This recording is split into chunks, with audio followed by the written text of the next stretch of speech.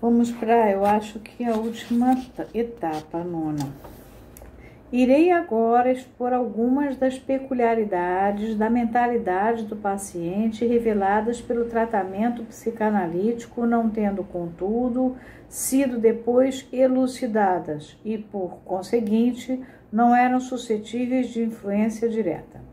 Tais eram sua tenacidade de fixação, que já foi discutida, sua extraordinária propensão à ambivalência e, como terceiro traço, numa constituição que merece a denominação de arcaica, seu poder de manter simultaneamente as mais variadas e contraditórias catexias libidinais. Catexias são cargas de energia libidinais, de energia sexual. Todas elas capazes de funcionar lado a lado.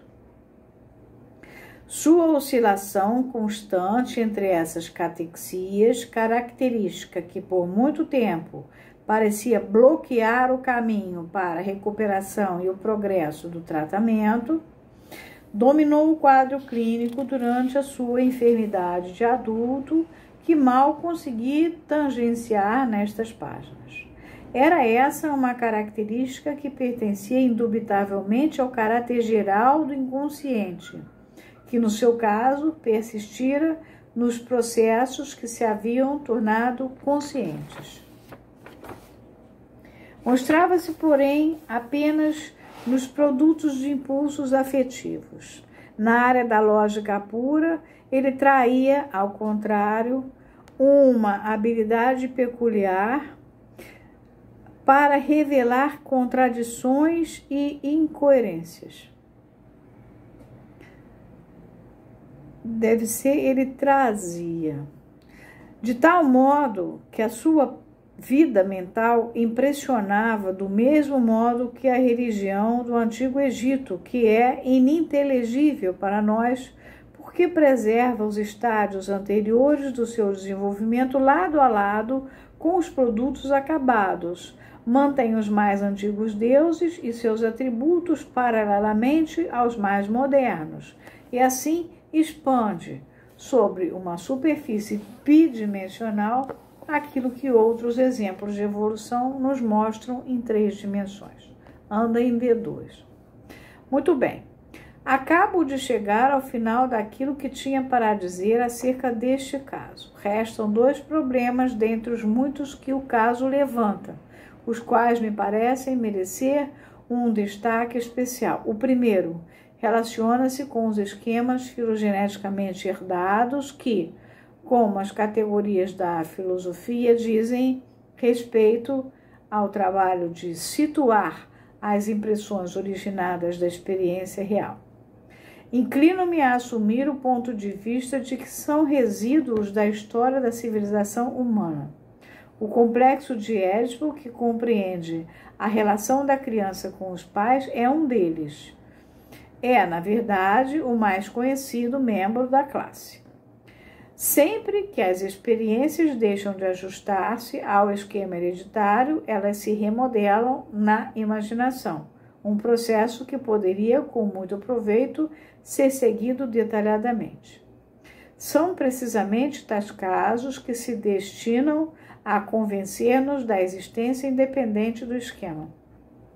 Muitas vezes conseguimos ver o esquema triunfar sobre a experiência do indivíduo, como quando, no presente caso, o pai do menino tornou-se o castrador e ameaça a sua sexualidade infantil, apesar daquilo que era, em outros aspectos, um complexo de Édipo invertido. Processo semelhante entra em ação quando uma babá desempenha o papel da mãe ou quando as duas se fundem. As contradições entre a experiência e o esquema parecem suprir os conflitos da infância com material abundante. O segundo problema não está muito afastado do primeiro, porém é incomparavelmente mais importante. Se se considera o comportamento do menino de 4 anos em relação à cena primária reativada, uma nota diz assim: posso desconsiderar o fato de que não foi possível transformar em palavras esse comportamento, senão 20 anos mais tarde, pois todos os efeitos que atribuímos regressivamente à cena já se haviam manifestado em forma de sintomas, obsessões, etc., na infância do paciente e muito antes da análise. Em relação a isso, também é indiferente a questão de escolhermos considerá-la como uma cena primária ou uma fantasia primitiva. Isso ele também já discutiu. Ou mesmo se se pensa nas reações muito mais simples da criança de 1 ano e meio quando a cena foi realmente vivida, é difícil descartar a opinião de que algum tipo de conhecimento dificilmente definível, algo fosse o que fosse, preparatório para uma compreensão, estivesse agindo na criança na época. Outra nota, devo enfatizar, uma vez mais, o fato de que essas reflexões seriam inúteis se o sonho e a neurose não tivessem ocorrido na infância. Não podemos formar um conceito sobre aquilo em que poderia ter consistido esse conhecimento. Nada temos à nossa disposição a não ser uma única analogia, e ela é excelente, a do extenso conhecimento instintivo dos animais. O vocábulo alemão usado aqui e no que se segue é instintivo, e não Triebkraft, não é pulsional, que se traduz comumente, eles traduzem tudo por instintual, é isso que eles estão dizendo, mas não é, é instintivo, é do animal. Se os seres humanos possuíssem, aqui tem até na nota, o termo que Freud usa, se os seres humanos possuíssem também um dos instintos como esse, não seria surpresa se fosse muito particularmente ligado aos processos da vida sexual, mesmo que não pudesse ser de forma alguma confinado a eles. Esse fator instintivo seria então o núcleo do inconsciente, um tipo primitivo de atividade mental que seria depois destronado e encoberto pela razão humana, quando essa faculdade viesse a ser adquirida. Vocês reparam que o Freud está explicando o que é instinto e o que não é pulsão. Aqui é instinto, não é pulsão. Mas eles botam tudo no mesmo saco e dizem que botam. Mas que, e o Freud está aqui vivo nessa época, mas que em algumas pessoas, talvez em todas, mantivesse o poder de atrair para si os processos mentais mais elevados.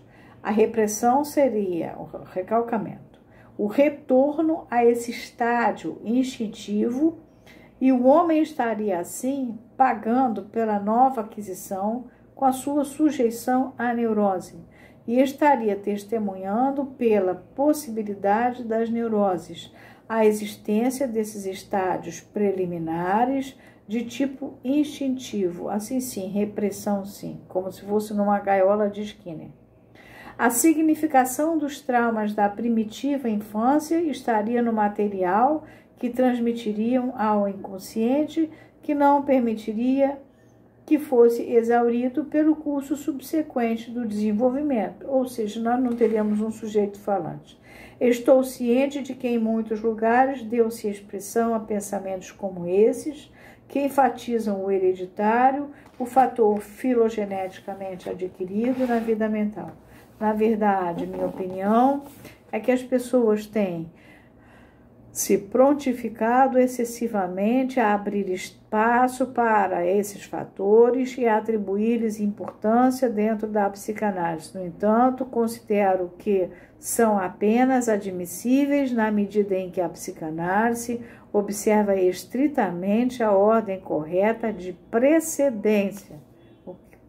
Quem está na frente, quem é mais importante.